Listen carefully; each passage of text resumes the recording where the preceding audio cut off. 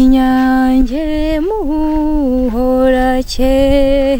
muhorakeye uw'abana twaganaga ngwiziragiye abagabo inkuyo ikaganira dore aho wataye inkoni nahakuye inkuyo intamucyamo ntayiragije nta mubyeyi utarankoze mu ntoki ngeze mu mizi ya rubingo iz'amasanze zirayiseka nterega muri vugisha ubusa neza ngizanya kugira amana.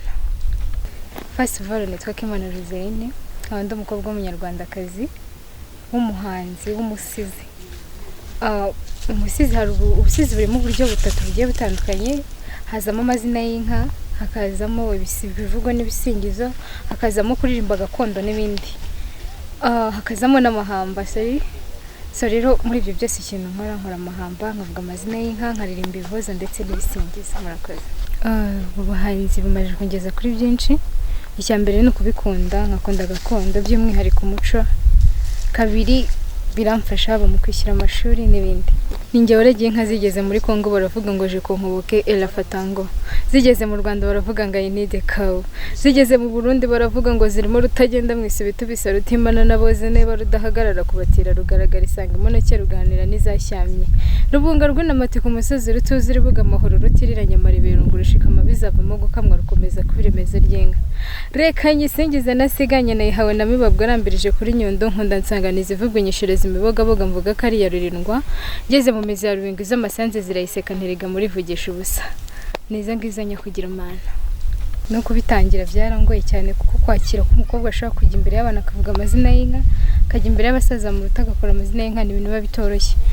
Hirutiruziga umugabo rwanzunga yarunihura yitwaza ruzindaza yehe mana ngoro wiguze ingoma ntirutirwe imana mabuye kabuye kaza mukana kamama namabuja ntugire ngo sinaje kugusura burya ngiyonje nyenye y'urwera nogeze urwererane rw'ijuru ry'u Rwanda nturi bibirwamakuza humva ngwiziragiye abandi inkoni irarisha ngwiziragiye abagabo inkuyo ikaganira dore aho wataye inkoni nahakuye inkuyo intamucyamo ntayiragije nta mubyeyi utarankoze mu ntoki. Ayo niyo mahamba. So ku bijyanye no kuririmba rero ndaza kuririmba indirimbo ya Cecile Kayirebwa inyange